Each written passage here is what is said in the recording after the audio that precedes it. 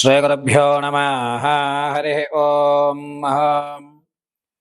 శ్రీమహాగణాధిపతయే నమః. శ్రీమహాసరస్వత్యై నమః. శ్రీగురుభ్యో నమః. హరి ఓం.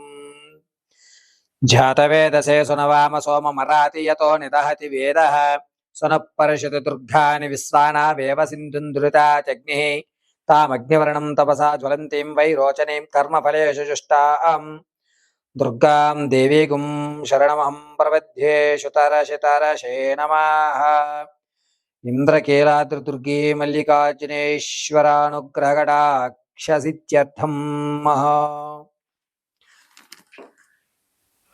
ఈ జూన్ నెలలో 7వ తారీఖు నుండి కూడా కుజుడు కేతువు అగ్నిస్థానానికి ప్రవేశించడం వల్ల ద్వాదశ రాశుల వారికి ఏ విధమైనటువంటి విపత్తులు రాబోతున్నాయి, ఏ విధమైనటువంటి అదృష్టం కలగబోతోంది, ఏ విధమైనటువంటి అనారోగ్య సమస్యలు ఎదురవుతాయి, ఆర్థికంగా లాభపడుతున్నారా నష్టపోతారా అనేటువంటి విషయాన్ని పరమేశ్వరి అనుగ్రహంతో యథాశక్తానుసారము నాకు అమ్మవారు కలగజేసిన జ్ఞానయుక్తంతో మీ అందరికీ కూడా ఈ 12 రాశుల వారికి కుజుడు కేతువుతో జూన్ 7వ తారీఖు నుంచి జూలై 26 తారీఖు వరకు కూడా కేతువుతో కుజుడు ఉండడం అనేటువంటిది ఈ 2 నెలల్లో జరిగేటువంటి విపత్తులను మీ ముందుకు తెలియజేయడానికి వచ్చుతున్నాను.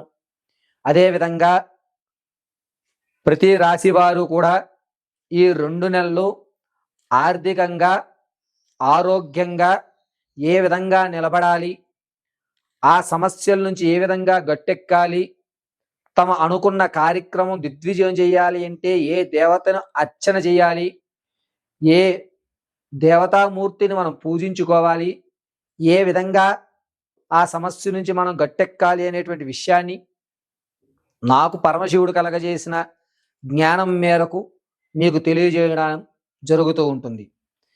ఈ యొక్క కుజుడు కేతువు ఇరువురు కూడా అగ్నిస్థానంలో నిలబడి ఉండడం, అందలి కూడాను చాలా ఆలోచనాయుక్తంతో కేతువు వేగరంగా తన ఆలోచనల్ని పరిగణించడం, కుజుడు అంత కంగారు పడకుండా నెమ్మదస్తంతో మనం అడుగు వేయాలి అనేటువంటి విషయాన్ని తెలియజేయడం జరుగుతుంది.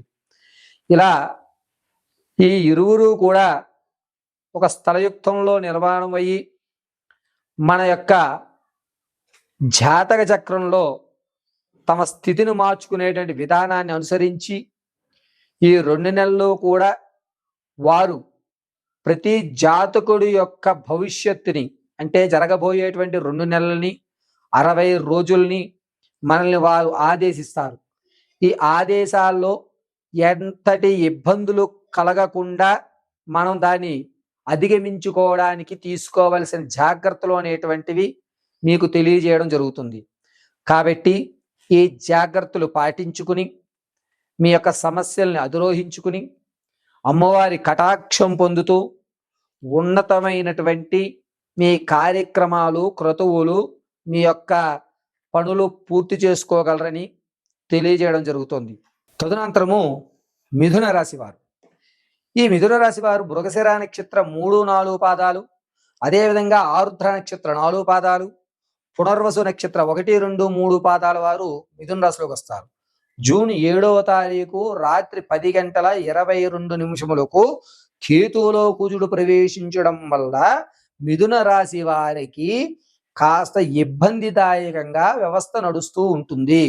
ఏ విధమైనటువంటి ఇబ్బందులు జరుగుతాయండి అని అంటే, మీరు అనుకున్నటువంటి టార్గెట్ ఏదైతే ఉందో దాని దగ్గర వరకు వెళ్ళి మిస్ అయిపోతూ ఉంటారు. అంటే 100కి 80 రావాల్సిన మీకు 75-79 వరకు వచ్చి ఆగిపోతూ ఉంటారు. అరే నీ మాటే వింటున్నాంరా అని అంటారు, కానీ అక్కడికి వెళ్ళిన తర్వాత మాట మార్చేస్తారు. పరిష్కారాల దగ్గర నువ్వు చెప్పింది మేము చేస్తాం అంటారు, అక్కడికి వెళ్ళి చేసేది వేరేగా ఉంటుంది. దీనివల్ల మానసికంగా కాస్త ఇబ్బంది పడేటువంటి అవకాశం జూన్ 7వ తారీఖు నుంచి మీకు ప్రారంభమవుతూ ఉంటుంది. కేతువు కుజుడు కలయిక అందలి కూడా బుధుడు నీచస్థానంలోంచి చూడటం వల్ల మిథున రాశి వారికి మానసిక ఒత్తిడి మానసిక ఆందోళన ఎక్కువ అవుతుంది. ఏమైపోతుందో, ఏం జరిగిపోతుందో, అసలు వాళ్ళు ఏమంటున్నారో, ఇలా ఒక విధమైనటువంటి ఆలోచనకి ఎక్కువగా ప్రాధాన్యత ఇవ్వడం అనేటువంటిది జరుగుతూ ఉంటుంది. అది ఏ రంగంలో ఉన్న వారికన్నా సరే, భార్యాభర్తలైనా సరే, రాజకీయ నాయకులకన్నా సరే, అదే విధంగా మీరు గోప్యంగా ఏదన్నా ప్లాన్ చేద్దాం అనుకున్నా సరే, ఇదే వ్యవస్థ మిథున రాశి వారికి ఖచ్చితంగా జూన్ టు జూలై వరకు నడుస్తూ ఉంటుంది. ఇక ఈ వివాహం అయ్యి సంతానయుక్తానికి చూసేవారు ఎవరైతే ఉన్నారో, మీరు అనుకున్నటువంటి సంతానం కలగకుండా, అంటే ఆడవారు అని అనుకుంటే మగవారు, మగవారు అనుకుంటే ఆడపిల్ల జననం, ఇదే విధమైనటువంటి తారస్యంతో సంతానం అయితే చక్కటి సంతానయుక్తంతో ఎటువంటి అనారోగ్యం లేకుండా శిశు జననాలు జరగడం అనేటువంటిది ఏర్పడతాయి. వివాహం కోసం చూస్తున్న వారికి ఈ 2 నెలలు గడ్డు కాలంగానే ఉంటుంది.